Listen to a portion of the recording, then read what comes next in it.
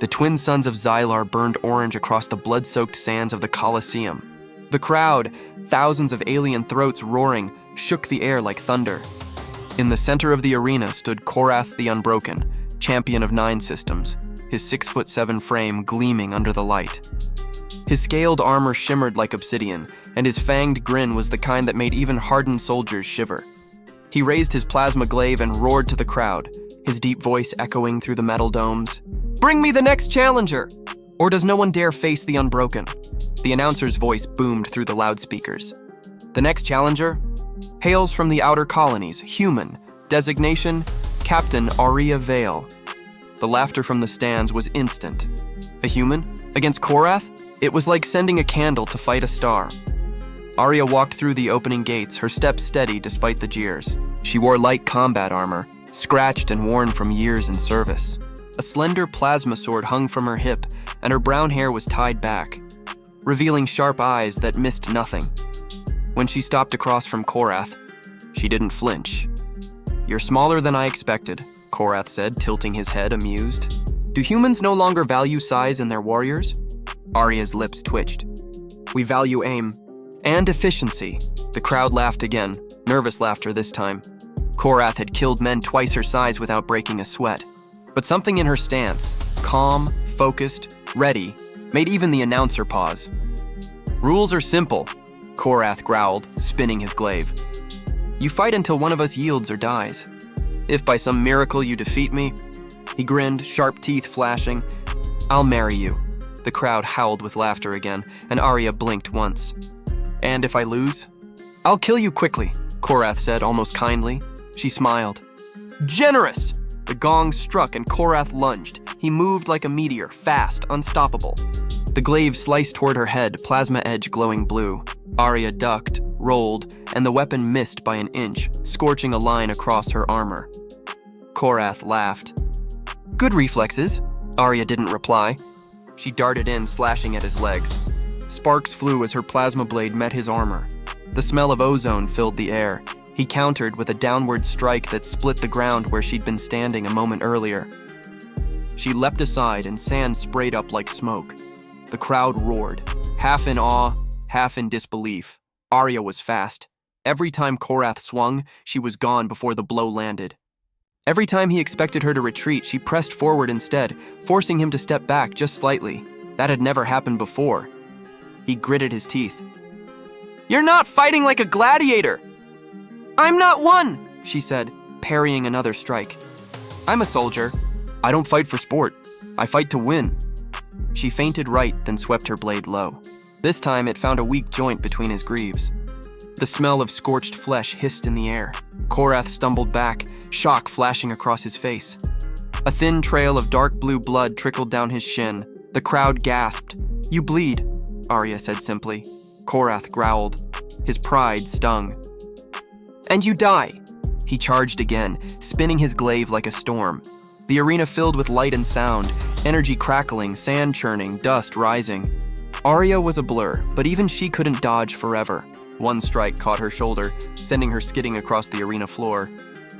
Her armor hissed, half melted, and she winced as the pain seared through her. Korath towered over her, chest heaving. "Yield, little human." "Not yet," she gasped, staggering up. Something in her eyes made him pause. Not fear, fire. Aria had spent 10 years in the Galactic Marines, fighting pirates, rebels, and alien warlords. She'd seen death so close she could taste its metal tang. But nothing had ever burned through her like this moment. She wasn't fighting for glory or money. She was fighting because she'd been captured, because her crew was watching from the prison cells above the arena, and because she swore she'd get them out alive. Korath lunged again. Aria sidestepped, pivoted, and brought her blade down on his wrist joint. His glaive flew from his hands, spinning end over end before embedding in the arena wall. The crowd went silent. Korath looked at his empty hands in disbelief. He'd never been disarmed. Not once in 10 years. Aria leveled her plasma sword at his throat. "Yield!" Korath's eyes burned gold. His pride screamed no, but something else stirred beneath it. Something older. Respect. "You fight like a storm," he said quietly. And you talk too much, Arya said. Yield, Korath. For a long, tense second, neither moved. Then slowly, he knelt. The arena exploded into chaos. Half the crowd screamed in outrage, the other half in shock. The announcer's voice broke mid-sentence. Arya lowered her blade, chest heaving. She didn't quite believe it either. Korath looked up at her with a strange smile. You've won, human! And by my vow, you've won my hand, part 2. The marriage of the unbroken, it was supposed to be symbolic. A joke even. Gladiators often made wild vows before combat, and the crowd loved it. But on Xylar, oaths made in the Colosseum were binding. The ancient laws of the arena carried the weight of the old gods, and so, by nightfall, Arya Vale found herself standing in a temple of black stone, wearing ceremonial armor instead of a gown, staring at Korath, who looked almost amused in his own warrior's robes. This is ridiculous, she muttered under her breath. Perhaps, Korath said, voice low. But it is law. You didn't think I'd actually win, she said. No, he admitted, grinning. But I'm not displeased that you did. Arya rolled her eyes. I'm not marrying you. This is theater. Maybe to you, Korath said, stepping closer. His golden eyes met hers. But to my people, you're now bound to me. Half of Xylar believes you're their new queen. Arya snorted. They'll be disappointed. Perhaps, he said softly. But they will also be intrigued. For days, she planned her escape. She played the role, smiling when she had to, standing beside him in ceremonies, pretending to drink the ritual wine that burned like acid. But at night she worked, studying maps, learning guard rotations, waiting for her chance to free her crew. Korath, to his credit, didn't lock her up. He seemed curious. Every evening he came to her chambers, not as a husband, but as a warrior seeking conversation. You fight with purpose, he said one night, pouring himself a drink. Not fury. It's rare. I fight for people who can't, she said. He nodded slowly. Your crew, she stiffened. Yes. You could have fled after defeating me, he said. Yet you stayed. She looked away. You think I had a choice? Korath smiled faintly. You always have a choice. That's what makes you dangerous. As days turned into weeks, the tension between them shifted. What began as wary respect became something sharper, something they both felt but didn't name. When Arya spoke of her homeworld, of Earth's oceans and rain, Korath listened in silence, fascinated. When Korath spoke of the wars he'd fought, the empires he'd served and broken, Arya began to see the loneliness beneath the warrior's bravado.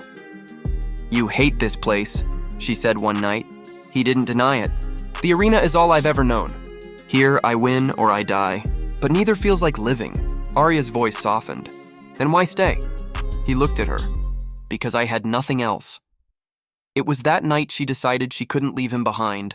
Her plan to escape had been perfect. The guards were bribed, the shuttle hidden in the hangar, the codes cracked. But as she watched Korath from across the room, standing at the balcony, the orange suns lighting his scarred skin, she realized something had changed. He wasn't her jailer anymore. He was her ally, and maybe against all logic, something more. Part 3. The breaking of chains when the uprising came, it started in the prisons. Arya's crew, led by her second-in-command, had overpowered the guards earlier than planned. The alarms blared through the citadel, and chaos spread through the city. Korath met her at the gate, glaive in hand. You started a war, he said, almost admiringly. Then help me finish it, she replied. He hesitated, then grinned. Wife, you had only to ask. They fought side by side through the burning streets. Her precision matched his power, each covering the other in perfect rhythm. When the last of the slavers fell, the twin suns rose again, lighting a city that was finally free. Arya stood amid the ruins, exhausted but alive. Her crew gathered around her cheering. Korath approached, bloodied but smiling. You've done what no one else could. We, she corrected. We did. He inclined his head. Then what now, Captain Vale? She looked at him, at the endless horizon beyond the city. There's a galaxy out there. People who need help. Places that need rebuilding. Korath's golden eyes softened. And you would go back to the stars? She nodded. It's where I belong. He was silent for a long moment. Then quietly, Then I will go with you. Arya blinked. You'd leave Xylar? I've spent my life as the Unbroken, he said. But maybe it's time I learned to live as something else. She smiled, tired, genuine, and full of something that felt like hope. Then welcome aboard Korath Vale. He laughed, low and warm. You're keeping the name? Tradition, she said with a shrug. And besides, she stepped closer.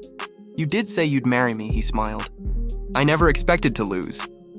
Good thing you did, she said and kissed him. Epilogue years later, tales of Captain Arya Vale and Korath the Unbroken echoed through the galaxy, of the human captain who tamed the Gladiator and the alien warrior who learned mercy. Some said their marriage was legend. Others said it was madness, but those who saw them side by side on the bridge of their ship, arguing, laughing, fighting, and saving lives,